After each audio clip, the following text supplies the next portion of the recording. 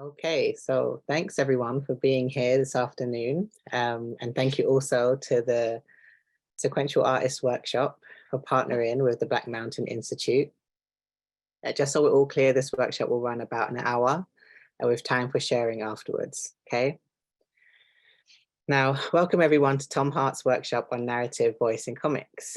While this is our last comics event of the semester, I would just like to remind you all that the Sequential Artist Workshop offers them all year round, including the awesome We Believe in Comics Friday night workshop every Friday at 4 p.m. Pacific time. So my name is Charlie Joy and I'm a writer and illustrator, currently enrolled in UNLV's MFA program in the fiction track. And I'm super happy to be here with you all from all over. On behalf of the Black Mountain Institute, thank you to the Rogers Foundation and the College of Liberal Arts. After a few reminders from me, Tom will begin the workshop, and you can learn more about his work and the Sequential Artist Workshop at their websites, which we'll post in the chat. And also please use the chat for questions until Tom invites us all to share towards the end of the workshop. Now, if you enjoy the workshop today, please consider joining us for free upcoming virtual events with the Black Mountain Institute. Links to these events will be put in the chat. The first one is on April 14th at noon Pacific time, and this event is Apply Yourself, Advice for Getting into Residencies and Workshops with Lance Cleland of Tin House. And the next one will be May 11th at 4 p.m. Pacific time, and that event is Pitch Perfect, How to Sell Your Story to an Editor. And for those of you in the Las Vegas area, you can learn more about in-person events at blackmountaininstitute.org. Now with you, we'd like to first acknowledge that UNLV operates from the city of Las Vegas, traditional homeland and unceded territory of the Nuwuvi or the Mawapa Band of Paiute people. We encourage everyone in this space to engage in shared stewardship of the land, in active learning about historical realities of colonialism and the indigenous peoples who continue to work and live on this land since time immemorial. And now to introduce our guest and workshop leader. Tom Hart is a cartoonist and the executive director of the Sequential Artist Workshop, a comic school and arts organization in Gainesville, Florida. His 2016 memoir, Rosalie Lightning, debuted at #1 on the New York Times Bestseller List and has been featured on many end-of-year best of lists. So please help me in giving a warm welcome to Tom Hart. Oh, thanks so much. Thanks, Charlie. Thanks, Lawrence. Thanks, Charlotte, who's in the background. And thanks, Black Mountain Institute for hosting these. And thanks everyone who's gone to any of the previous ones with Yasmin Abdelfared and Dave Ortega. And I'm really happy that this partnership happened. This workshop, if you've been to any of the previous ones, is a tiny bit more advanced in that it's designed a little bit for people who have a little bit of facility in writing, but if you don't, it'll be okay. I think I'll just get started and I'll tell you a couple other preparatory things. One other thing as I begin sharing screen, I'll tell you is that this little workshop represents about 1/50th of a larger program that if you're interested in, you can reach out to me and people at SAW, and I'll tell you about it at some point. Thanks everybody for helping out with the waiting room. Lawrence and Charlie, I see people keep coming in and it must be kind of constant treadmill. Okay, anyway, so you're gonna need paper and pen, maybe, and pencil, maybe a lot of it. We're actually gonna do a tiny bit more writing than drawing, but quite a bit of drawing as well. And at the end of this, there will be a chance to share. But I also think that a lot of us will have a sort of an array of odd writing and drawings that might not feel like it coheres, and that's okay. And in the last few minutes before sharing or during sharing, if you just maybe want to take a look, and you'll find one or two gems in there, I promise. So what we're going to talk about is literary points of view, and mainly we're going to talk about narration in comics and how your point of view can change the storytelling. And And so we're going to look at a bunch of common examples, but a few uncommon examples, including some you can kind of only do in comics, and it's really fun for that reason. And there's, oops, let's see if I can get to my screen here. There we go. So there's a few content warnings. There's some bad language. I can't exactly remember what. There's a little ableist language. It's character, because a lot of this is subjective. You're going to get characters speaking about other characters in some negative ways. And so there's a little bit of that, be warned. It's a little minor violence, and there's minor, when I say substance use, I think there's some talk of wine and maybe beer. So this is probably a little more PG-13 than the previous ones, but I don't think it's anything worse than PG-13. But parents, if you got kids in the room, just be aware of that. Cool. Thank you for being here. So to begin with, I want you to just think of a character you might want to write about, and it really doesn't matter who. We're just going to start from scratch, and it'll work out, I think. So I say don't stress about it. It can be a fictional character. You can write about yourself, and actually that works really well if you're the kind of person who's exploring autobiographical material, but it could also be a fictional character. You could choose Marge Simpson or Harry Potter and get really far with this if you wanted, or you can choose another subject that you're writing about. Maybe you're somebody who's writing a nonfiction piece about some scientists or something, or a history piece or something. There's any number of fun applications for this, and that is what we're going to do, is mostly have fun, just of sort of exploring how you might write and draw about somebody for the next 30 minutes. So don't stress, and imagine them doing something, that character. And if you can't imagine, and it really doesn't matter, even if they're just sitting on a couch, that's probably enough. And as the exercises go along, we'll get a little farther. So let's begin. So what I want to show you is the traditional narration. And every once in a while, I'm going to zoom in and it'll get a little weirder, but I want to zoom in on some of the text. The traditional narration is classic detached third person. It's an omniscient narrator. So the narrator is telling us stuff that's going on in the story, but they're not really commenting on it. They might be letting us see what the action is or help us move from action to action. I'll just show you. This says, Zephyr lived in the house left to him by an uncle on his mother's side. One large room cluttered with objects. His uncle had often gone on extended trips, leaving Zephyr with no other memory of him than that of his deep silences. He developed a particular fondness for two somewhat dilapidated puppets rescued from the ruins of an old theater. They'd started the uncle on his course as a dedicated collection. Meanwhile, the character now is trying to get some pigeons out of his room. Zephyr devoted most of his time to study and research or simply looking around. And then he picks up this thing. He's going to deal with the pigeons in some manner. And he followed the birds with his eyes as they flew into the distance. Perhaps I could put a wire grill on the windows, he said to himself. And that's enough to get the sort of tone of what's going on. Really, this narrator is just describing what's going on, and it sort of helps move the action along. He's not, whoever this narrator isn't really commenting on anything Zephyr is doing. It can be used with customary sort of straightforward imagery, or it can be used with really intense imagery. And sometimes that contrast can be really intense. And so this is a sort of post-apocalyptic story by Gary Panter, and this horse is drowning in some sort of post-apocalyptic goo, but the language is really very straightforward. When he got his first BB gun, Jimbo was advised that sport is not really sporting, that killing to eat is without referendum, that when the time comes to kill, it should be done quickly, and that something in agony beyond hope or help should be destroyed as the nearest act to kindness possible. So you see these like really grotesque images of these horses trying to survive in this like post-apocalyptic world. But the language is very, very straightforward, describing the main character, Jimbo, who I'll show you here. Jimbo searched around in the rubble until he found a piece of metal sharp enough to do the job. He didn't know how a horse was built, but he knew people had blood vessels in the neck that kill you if you cut them. He thought horses might have something like that.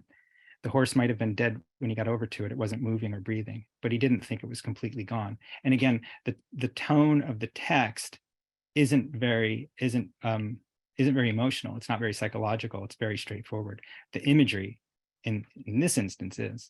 So what we're going to do is we're just going to try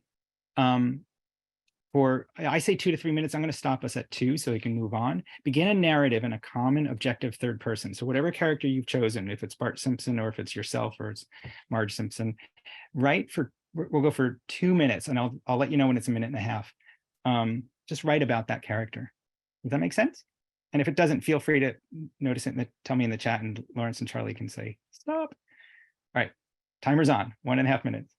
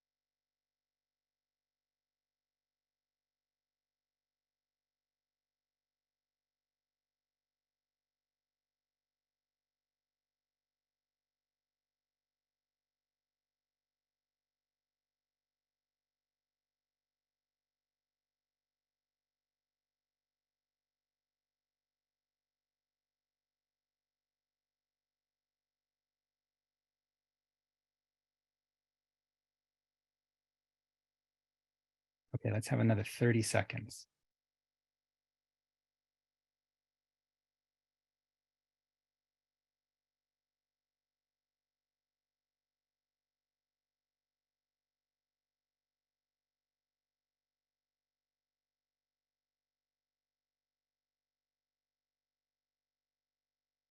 Okay. And anytime you get behind or anything, it'll be okay. And I'll provide a PDF of this to Black Mountain Institute, and they can help you out if you need it in the back or at the end. Okay, let's move on. So a subjective, we're going to change from objective to subjective third person character narration, where the narrator actually has thoughts and opinions about the character, but it's somebody else's story. It's not their story to tell. They're telling the story of somebody they know. This is a simple example from Love and Rockets, which is really popular, wonderful comic. I think I have a zoom in. Yeah, there we go. Whoops. Oh, sorry. Let's go back. There we go. Let's zoom in here. It starts with, "This is my friend Maggie, charming, petite, fragile, and yet at the same time she's mad as hell with the world. Ah, yes, Maggie, what a perfect comic book character." So you already get this like a little subjectivity. She's 5 foot tall, has a cute face and ass. That's what this character says. Is kind of naive about things, lives with her best friend, and who's just as cute and a little rebellious. So she's telling you stuff. The narrator is. They live in a small rundown apartment in Mexican neighborhood, always without food, months behind, and rumor has it that they're lesbians. How perfect can you get? The only thing she doesn't have is superpowers. So it has this subject quality to it. And you meet the narrator at the bottom of this page. So there you have it. Isn't Maggie the perfect comic book character with her imperfections and her exciting career? Who am I, you say? My name is Isabel Ortez Rubens. I grew up caring for Maggie since she was born. So I'm put in this comic to tell her story. Isn't that perfect? And Isabel, as over the long term, becomes a great character in the story and doesn't remain the narrator. It was sort of an introduction to Maggie that the author, Jaime Hernandez, started with. Another example here from the author, Seth. This character here, this boy is remembering, and that's the same character, is remembering meeting this sort of pompous fellow named George Sprott. He was surprisingly nice to me. He'd take the time to ask me about my life, offer advice. "Sit down, my boy." He always had a joke or riddle. He knew a lot of dirty jokes. It was a young man from Australia. I don't know, looking back, it seems kind of pathetic. Maybe he was so lonely that even a dumb kid was someone to talk to. Other times I think this guy was important. He could have just brushed me off. So we're talking about this character. This is the main character of the story, this large fellow here.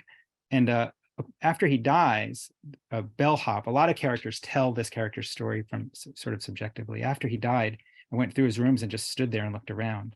Sure, he was a self-sufficient guy, but I couldn't help thinking of the hundreds of nights spent here alone. And what about all those things left in that place? Did those relics make up a record of a man's life? So we're looking at them subjectively. Here's a memoir from Carol Tyler. She's writing about her dad. He's from the World War II generation. I'll zoom in a little bit here again. His name is Charlie Tyler, but I call him Dad. Most folks call him Chuck. Married about 7 decades to my mom, Hannah. Gets a little bit more subjective down here. I'd say that their world is a lot more sepia toned than mine, as she means, with all their old photographs, quaint encyclopedias, and many heirlooms from the 18th and 19th centuries. And if I didn't know about that generation's history and how well they've hidden their scars, he'd be just another cranky shopper with a mega truck rolling right past me. So the narrator helps us understand the character because they're close to them, because they have opinions about them. This is a kind of a mean one, but this story is about how mean the character is. I'll just give you as a quick example. It's this fellow here. It was a Saturday morning, the day that Mona started stuffing her face. We were standing out in front of Gus Riviere's country store, glowing with a million lights back there. When she lit on the pastries in the bakery, things happened pretty quick from there on. She moved to the cream puffs and those disgusting eclairs without missing a beat. So sometimes you can tell the story of one character while showing the particular biases of a narrator as well. And so that's what you're getting there. So we're going to try that. And again, we'll do this for about 2 minutes tops. Write the narrative in a subjective fashion. One character is describing the character and actions of another, and it's highly subjective. They have strong opinions about the other person. And here are some tips. You can talk about their history. You can look backward. It can be the relative of a person. And a juicy place to start might be look at him or look at her or them. And that could be very positive or very negative in how you say that. So we'll start now. We'll go for 2 minutes. It's 37 seconds after. We'll go 2 minutes.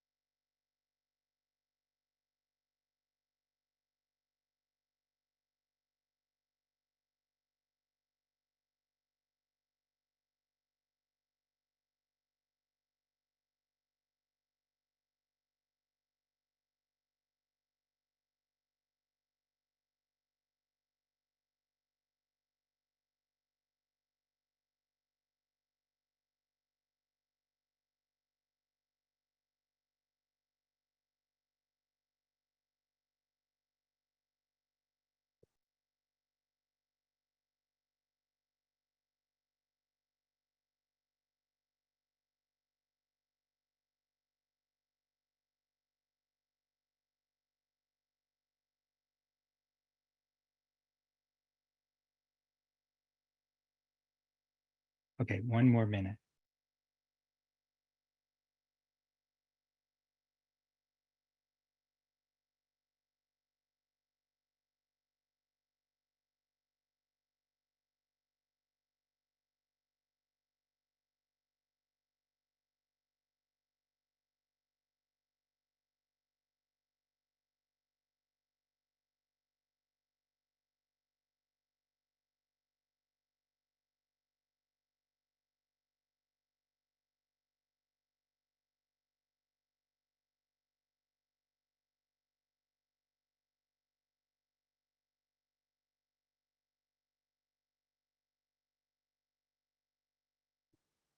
All right, and we'll take 10 more seconds and I'll keep moving. And again, if you get caught up and you want to keep writing, you can do that.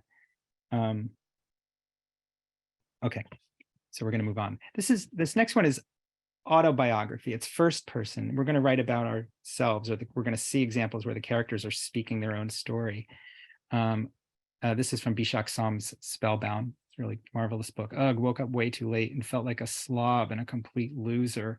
Even ampersand failed to rouse me. What the hell? Maybe it was all that beer. Must replenish my wine supply. And then just toast with Marmite, tomatoes and pickles for lunch. Also several cups of tea to reinvigorate. But did not get out of PJs until noon. Pathetic. Must implement a strict get dressed code ASAP. And real quick, we'll see here. She's a cartoonist, still averaging a page a day, penciled. At this rate, it'll take 74 more days. Oh geez, do I have enough money to last me that long? What have I got myself into?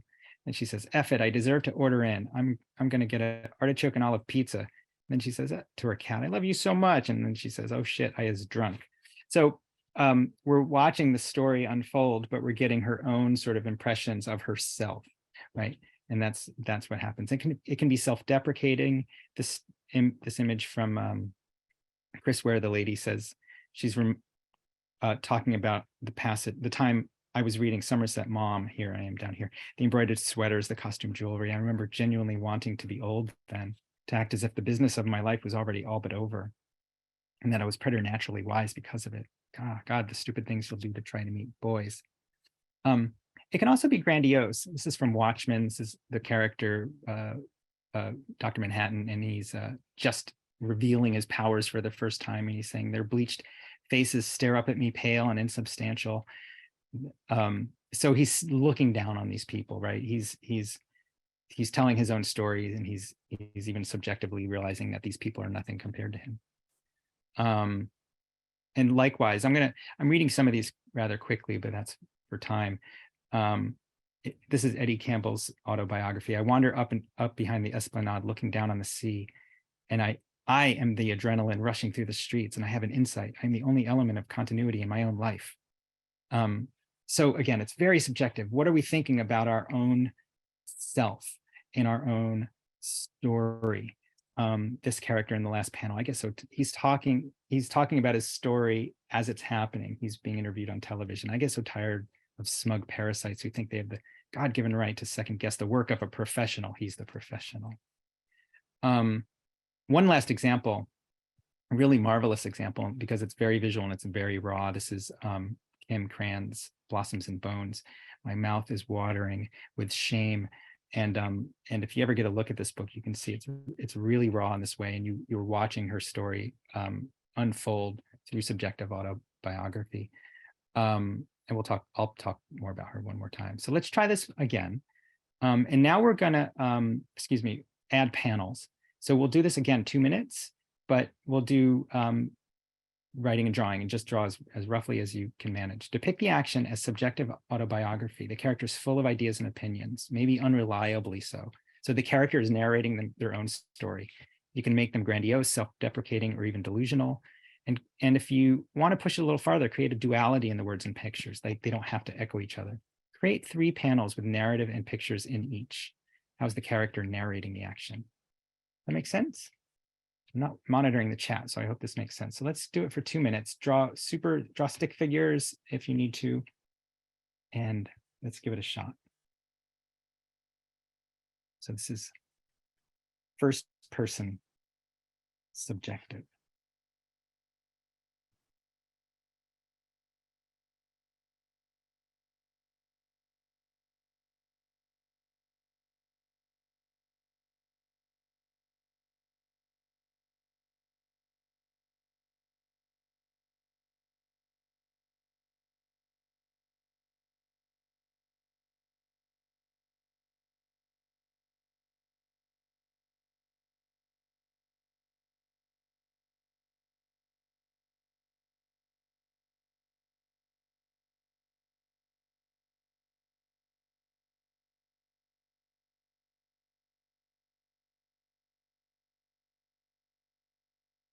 If you want to just write and not draw, that's okay too, because we're already at 1 minute. But now we can permit ourselves to do a little of both.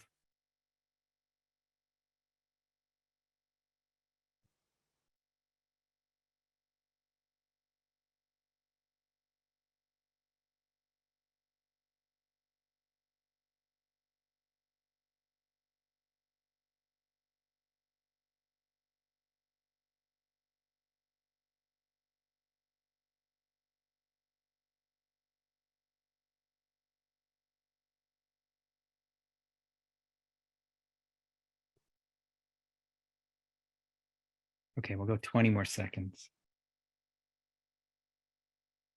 These are all experiments, so nothing will come to full fruition in the amount of time we have, but I think, again, we'll have some fun.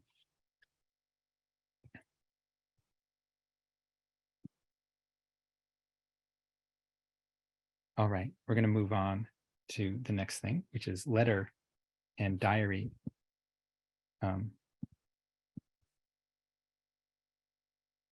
Narration.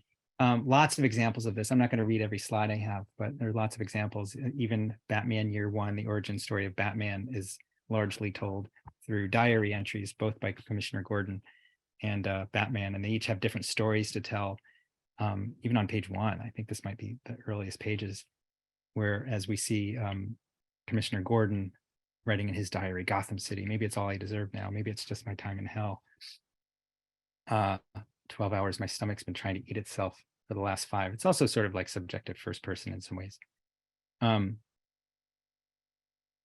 Bruce Wayne gets this cursive from here. It's clean shafts of concrete and snowy rooftops, the work of men who died generations ago. From here, it looks like an achievement. I should have taken the train. I should be closer to the enemy. The Watchmen, again, another superhero story, is told. There's a lot of diary entries that sort of move the narration along, or move the story along, and help us sort of understand that this character is kind of a crackpot. And I'll leave that and move on to some other things. Love and Rockets that we saw earlier, another example where Jaime Hernandez, the author, was sort of experimenting with different ways of telling the story.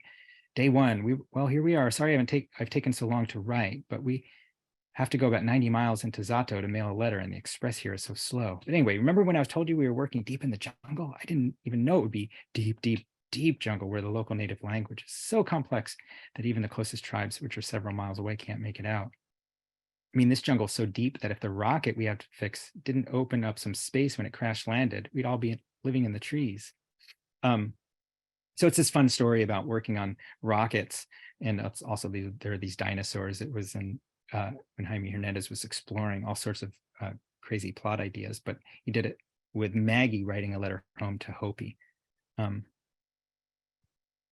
This is a beautiful entry. This man, David, in Judith Van Distendal's book, When David Lost His Voice, has lost his voice. His larynx has been taken out surgically. He's dying. And he writes this letter to her: Pamela, my love, it's nighttime. I'm alone and I'm thinking clearly. I've been living in this void for 2 weeks now, and it's even quieter than usual. There's nothing quieter. Most of the time, my thoughts are like a quagmire I can't escape. Morphine, a huge dark monster, swallowed me up, but not tonight. Tonight, I'm navigating through crystal clear thoughts. My brain is doing the thinking and my hand is doing the talking. And I can tell you what you've never heard pass through my lips. I love you. And so that letter he passes on to her. You don't know if that's before or after this passage where she's kissing him for the last time. Before my hands give out on me entirely, I love you, I love you, I love you. And she gives him this kiss. There's lots of other examples. This is from Bishak Sam again. She's just describing her room, and it sort of sets up the routine. My dear Layla, my room overlooks the Gulf. The warm eastern winds might lull me to sleep. I've decided to soak in the air conditioning instead. And another example, it's a new example that hasn't come out yet. It's called Dear Mimi, and the entire book is written as a letter. Sometimes it feels like we, you and me, occupy opposite sides of the same coin. Do conversations like these have an end? Will it not feel harrowing to face you? I want to find reconciliation. It's this reconciliation she's trying to have. And at the end, she sort of sums it up by saying, I guess this untangling the external from the internal, the past from the present, the secrets from the truth is why I'm writing this letter to you. So the letter writing, and I'll skip this one and skip another one. The letter writing can be a way to sort of connect one character with another character in a way that's actually kind of complicated. So let's try it. Depict the action in a letter or diary, write at least 4 sentences, and draw at least 1 panel. Who's the character writing to? And maybe it's your main character writing, or maybe it's somebody writing to the main character. Either one is fine. And if you want to go farther with it in the 2 minutes we have, I'm writing the time down, you can have the letter not describe the action, but have something else happen in the panel. So we'll do that for 2 minutes. We're already going long. I know, Charlie and Laura, sorry. We'll try and rush through.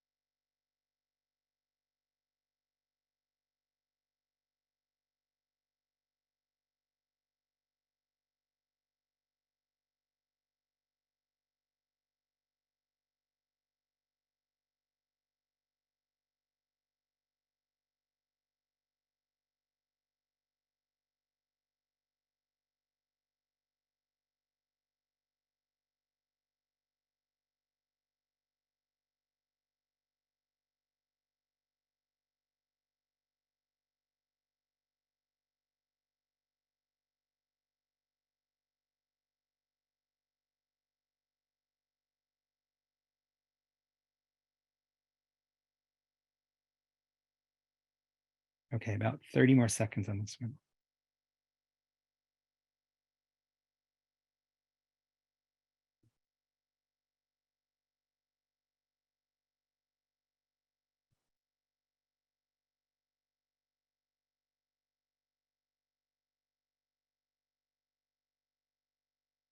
All right.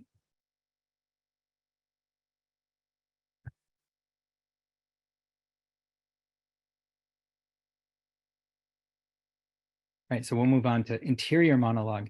Things are going to get a little bit more complicated as we get into more less common types of narration. An interior monologue might not be that coherent. Sometimes our own thoughts are all over the place and full of not only digressions, but little fragments of sentences and repetitions. And that's what's happening here in Rusty Brown. It's a kid going to school. I can't remember if it's the brother or the sister. Anyway, my stomach hurts. School smell, new school smell, always makes it hurt. I hate it. Hate it. What is it? Floor wax? I can't be late. Fourth floor. Oh, I want to go. I know nobody's going to like me. Nobody. Chink. And the door opens. And I think there's not another page of that. Another version, I showed Kim Cran's before. Wait, I just want to zoom ahead and see what I have. Okay, two more. Another version is Kim Cran's, she sort of writes out her own interior monologue or dialogue, I would say. It's two characters, but they're both her and they're both in her head. And she's trying to figure out what to write about. And she wants to write about her own eating disorder. And she just starts. It's tax day. A new project begins. And she needs a title for it. A month with the stomach. And then in the balloons here, you can hear that's the sort of her own response to her own self. No, that's not the right title. A month with the heart. Nope, nice try. 30 days with an eating disorder. Getting closer. A month of binge drawings. Maybe. The eating disorder drawings. Close. And then she just crosses out her own line and then the response comes. Maybe you should just draw the thing first and ask what its name is. That would be showing up in the way that the whole project intends. So maybe be quiet for a second and see what wants to happen.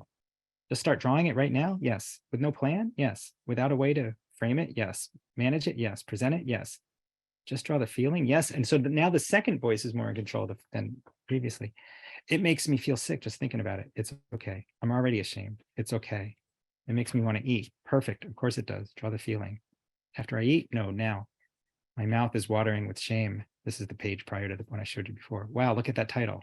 No way. Okay, you're right. Too intense, but one will emerge. You'll see.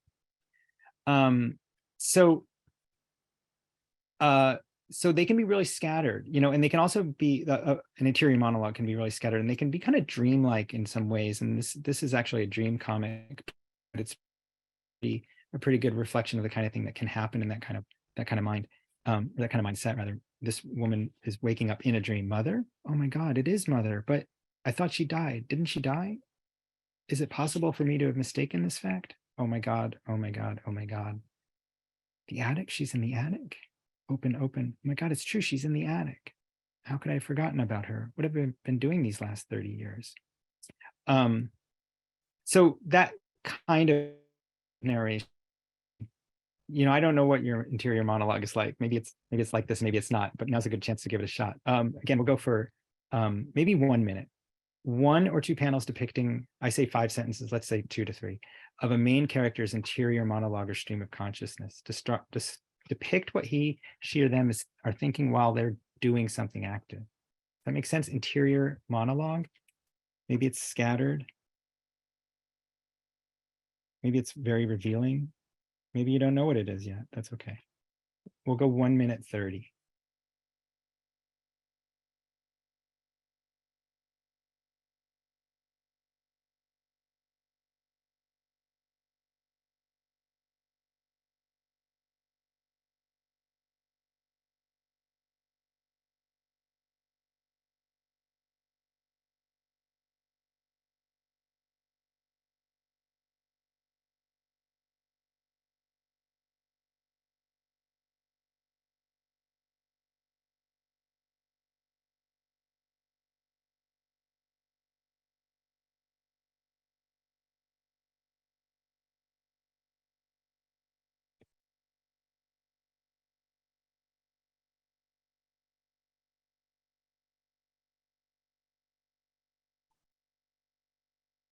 All right, and about 30 more seconds.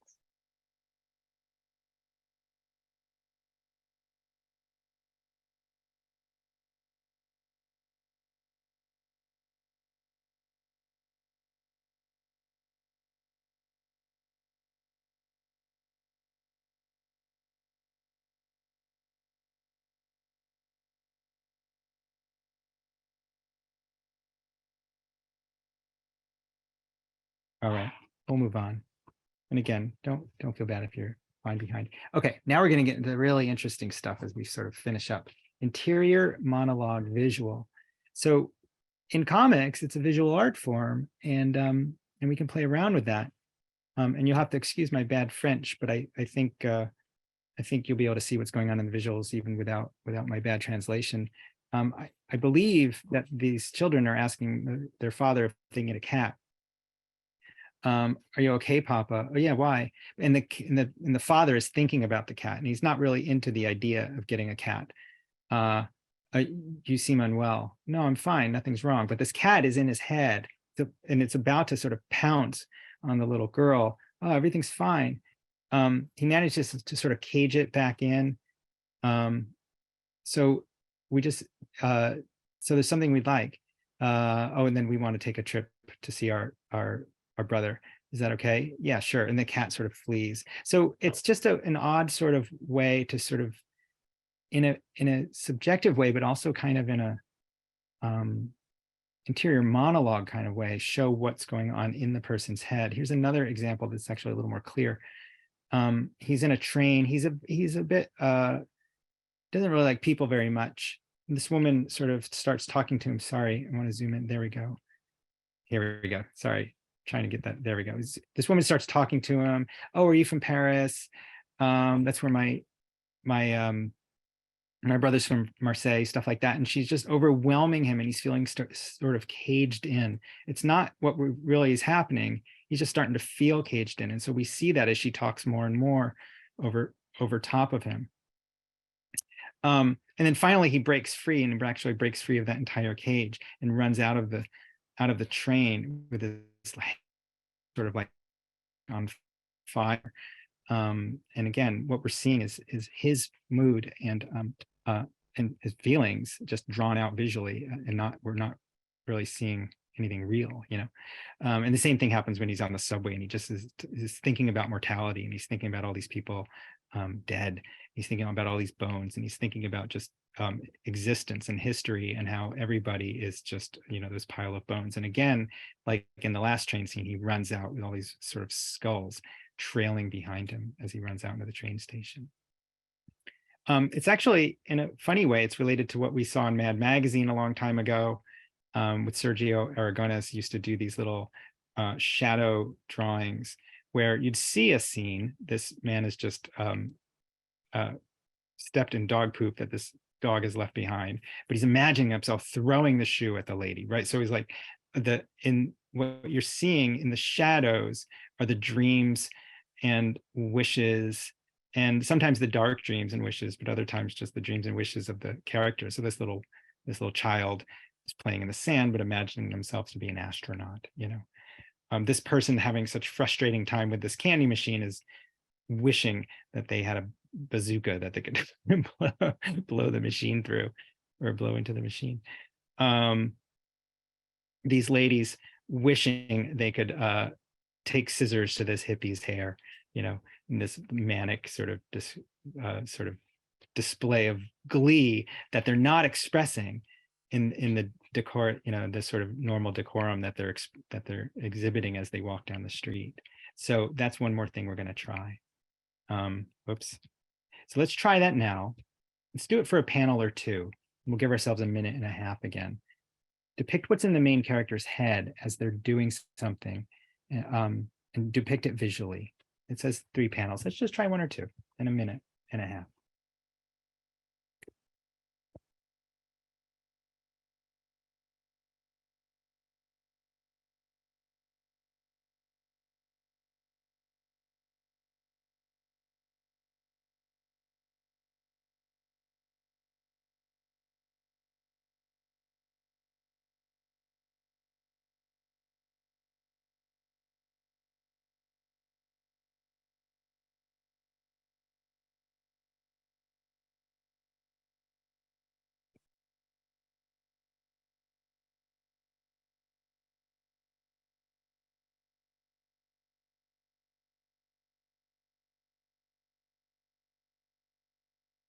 Okay, and 30 more seconds.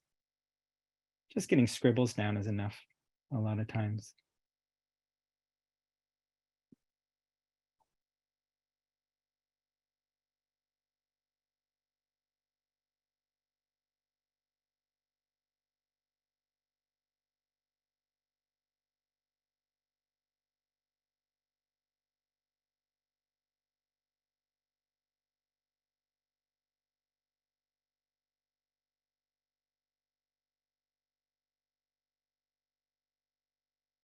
All right. In the interest of time, I'm going to skip the next one, but I'll show you what it is, which is a dramatic monologue where the character actually talks to the character talks to the camera, talks to the reader. And it's a really fun exercise to try, but I'm going to skip it so that we can get to the last two, which are pretty interesting. The last two are variations on second person narration, which is very rarely used in comics. The EC comics, which did a lot of horror comics and space comics and all sorts of things, used it a lot. This one is about the creator of the guillotine, but they're speaking in second person. So it's all you. Today, at last, you are the most important man in France. You stand at the window and the pride swells within you as you look out at Madame Guillotine. Already the citizens of Paris have a pet name for your invention. And today your invention is to be used for the first time. The crowd waits for you impatiently. They fall silent, et cetera, et cetera, et cetera. Truly, this is a day of triumph for you. You are almost 70. You've lived a life of grinding poverty, but that's all over now. It's like those find your own adventure books, where that puts you into the story. There's this direct emotional connection. They're telling you who you are and how to feel. Another story from that same era, but a really powerful one about the after effects of the Holocaust. A man sees another person on the train. You look around at your fellow passengers sitting alone in their own little worlds of fear. You study their faces, their features, their eyes, always looking. What are you looking for, Carl? Who is it you're afraid of? And now he's looking at you. He's looking at your hair, your lips, your nose, deep into your frightened eyes, and a spark of faraway long ago recognition ignites his face. You. He rises slowly, his mouth set in a grim, taut line, his eyes cloud with hate, his fists clenched. Reisman, it's you. And so suddenly, we're this character, and we've been found out. It's a pretty interesting and engaging way to write. Ben Passmore did this in Your Black Friend just a couple years ago. Your black friend is sitting in a coffee shop, your favorite coffee shop. He's eating a po' boy, even though he knows he's not supposed to.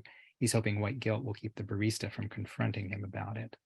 And confronting is a good word for this. Like when we, the writer, the author, are telling you who you are, it's very confrontational, and sort of we're negotiating your feelings and sort of giving you the things to respond to. It's pretty intense.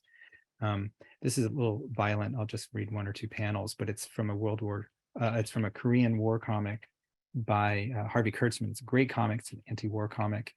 And it's just the fight scene of a larger comic, a larger story. You've lost the bayonet and now you're hurt. He clubs you on the arms, the shoulder, but the pain makes you react. You feel a surge of fear, hate, energy tingling in your muscles. Anyway, you sort of can imagine. So it's trying to put you in the action more and put you more in the story. I'll skip over this one. It's a good one, but we don't have time for that. And I'll skip over this one, which is also great. But again, I'll provide this PDF for. Tom, I'm so sorry to interrupt you. Yeah. A few folks have asked who wrote the French comic, the comic with the cat. Oh, I have to use my other brain. Edmond Baudouin, Baudouin, I think. I might have to remember exactly how to spell it. Edmond Baudouin. He's a very, very prolific cartoonist. So he'd be easy to find once you get the right spelling. Is that okay? Sure thing. All right. Anyway, we're going to try the second person narration. Real quickly, I want to show you that this has been played with by this author, Theo Ellsworth, who actually tells you that you're in the story and draws a mask around you. So you're supposedly in this shape, and they're speaking to you. How do you like the body you're in? Pretty weird, huh? I can't let you keep it though. You have to give it back when the story's all done. Sorry. Anyway, it's a pretty interesting thing to try. So we'll try it. We'll do it another minute and a half. Depict the action and detached second person narration, use the you pronoun. Do it for 2 panels or something, 1.5 minutes, see how far we can get. Does that make sense?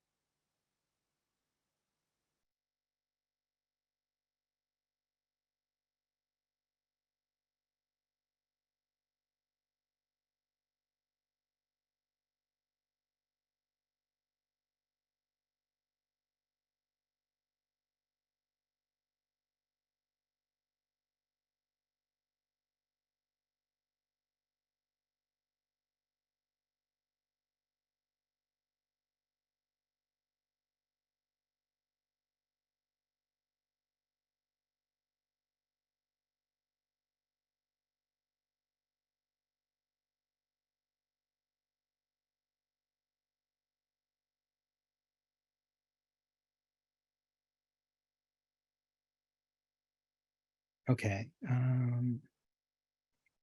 think we said 10 more seconds on this one. And again, if you get caught backed up or behind, it's okay. You can come back to it. Or something like that. Okay, the last one. And it's kind of the most challenging one. We'll just do 1 or 2 panels of this, and then we'll open up for sharing. This is second person visual with no narration. So in other words, we're a character in the story, but we never see ourselves. We see the parts of the story we're allowed to see. It's pretty tricky. I've only seen it a few times, to be honest. This character, whose name I forget, but he's letting us into his apartment. Oh, it's you. I think it's right to left. I have to remember. Josh Bayer just entered. Well, come on in. I ain't doing much, just bumming around, you know. So we're in his apartment now. How about some coffee? Oh, there's barely enough left for the 2 of us. My job? So we've just asked them about their job. I quit. I was fed up with that store. Anyway, they get into this altercation. Or we and that character get into an altercation, if we're to believe it. Hey, don't get so worked up. Come on, man, sit down. What the heck are you doing? I love this line. Wait, you want to punch me with those fists of yours? Dude, calm down. Whoa, hey. And then we throw the character across the room. It's really tricky. What did you say? And there's another variation I've seen. This is a old comic from the 90s. Buddy Bradley is just showing us around the house. It takes up the whole floor of this house. 4 rooms for only $450 a month. Pretty cheap for this town. And he's just showing us around, telling us about the mold on the wall. If you touch it, it's sticky, gross, huh? I got to show you the balcony. This is a great place to have parties in the summer with the view and all. You got to be careful though, since there's no guardrails. One night I came out here for a breath of fresh air. Anyway, he's telling us about falling down drunk off the roof. You know, you got to check out the view from the side. So this is pretty tricky, but let's give it a try. This is the last thing we'll do. Draw 1 or 2 panels. Again, we'll do it for 1.5 minutes. The reader is a guest or a character in the story. It's pretty tricky, but kind of fun if you give it a whirl. Guide the reader's eye as if they were an active eyeball or camera to the scene. Never leave that visual perspective if you can. And this will be the last thing we do. And if you want to start like looking through what you've done for any kind of like hidden gems or anything, I think we'll have time for a little bit of sharing. I'll leave that up to Lawrence and Charlie and Charlotte.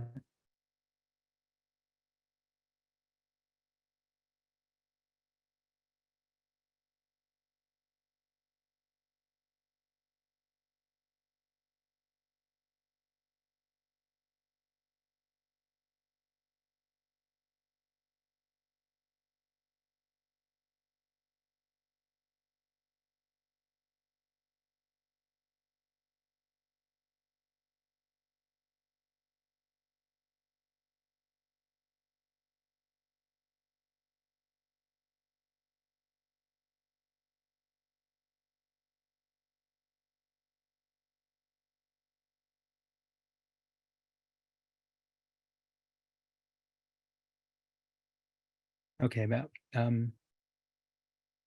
15 more seconds.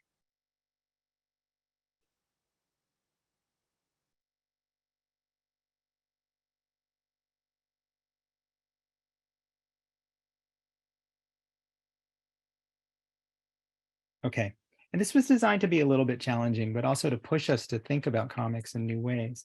So if some of it was like, oh, too much or too frustrating or anything, you're not alone, and that's okay. I wound up writing about a character feeding a deer in a meadow. I never know what I'm going to write when I do an exercise like this, so I hope some people wound up surprising themselves a little, and drawing some pictures. And the last picture was sort of the deer speaking. I can show you. It's not, I mean, like a lot of people, it's not very good, but that's what these challenging parts are for. Am I spotlighted? I'll spotlight myself if that's okay for the moment. So at the end, in the third person, it's the deer speaking. Yeah, just little squiggles. But he says, oh, come here. You want to feed me? Sure. Okay. And then in the last panel, we see the characters, the sort of flowers being fed to the deer, which of course looks more like a dog, but that's okay. And then just says, thanks. So I don't know. A lot of these things are really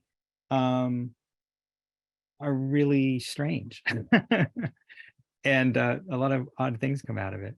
Charlie and Lawrence and Charlotte, and thank you so much. And everybody, thanks for being here. I think some of this was a success. I heard powerful and momentous. I heard other really good adjectives. So I hope everybody had a good time. And those of you who felt like it went a little fast, I hope it served the purpose that it served for some, which is to just sort of like force you to come up with some ideas and take some new angles on things. And sometimes that can be useful looking back.